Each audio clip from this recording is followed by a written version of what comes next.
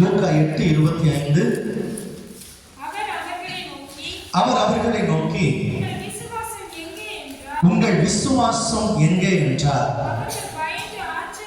அவர்கள் பயந்து ஆச்சரியப்பட்டு இவர் யாரோ, காற்றும் கடலும் இவருக்கு காற்றும் கடலுக்கு இவர் கட்டளையிடுகிறார்,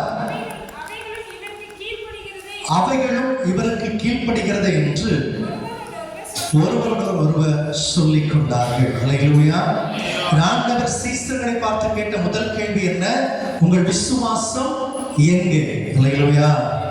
சபைக்குள்ள பேசும்போது நானும் விசுவாசின்னு தைரியமா சொல்லுவோம்.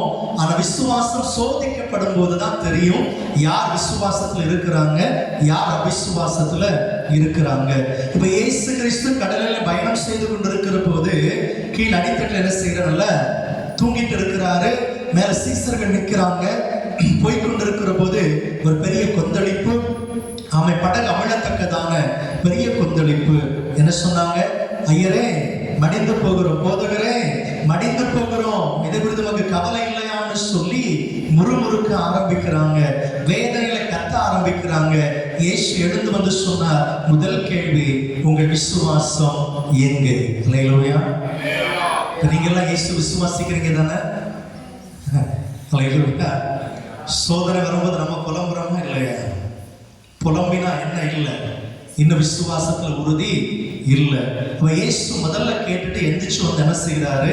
காற்றை கடலை இறையாதே அமைதலா இருந்து சொன்னபோது எல்லாம் அப்படின்னாச்சு, அமைதலாயிடுச்சு. சீசர்கள் கண்டு இவர் யாரோ, இயற்கையை இவருக்கு கட்டுப்படுகிறது என்று சொல்லி ஆச்சரியப்பட்டார்கள். அல்லேலூயா. அவ விசுவாசம் இருந்துச்சுன்னா கொந்தளிக்கிற கடலும் அமைதியாகும். சேதம் உண்டாக்குகிற கொடுங்காற்று கூட அமைதியாகும். அல்லேலூயா.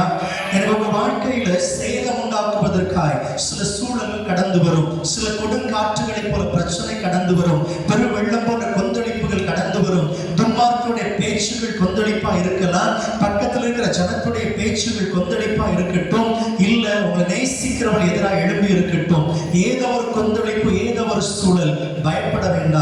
நீங்கள் விசுவாசித்தா அந்த கொந்தளிப்பு அடங்கும். அல்லேலூயா.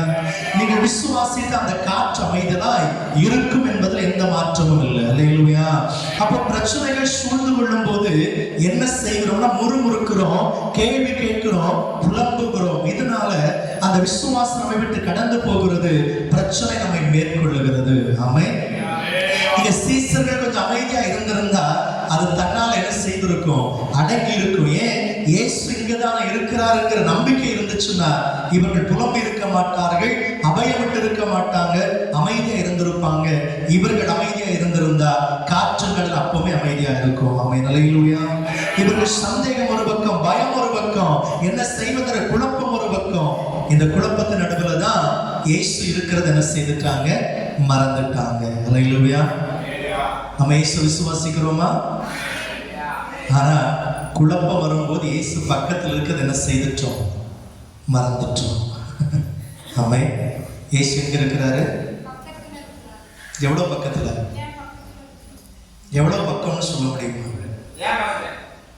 உங்க பக்கம்தான். எவ்வளவு பக்கம்? நான் சொல்லட்டுமா? அவரை பார்த்தா என்ன தெரியாது, என்ன பார்த்தா அவரை தெரியாது, அவ்வளவு இருக்கும். ஆமென். அல்லேலூயா.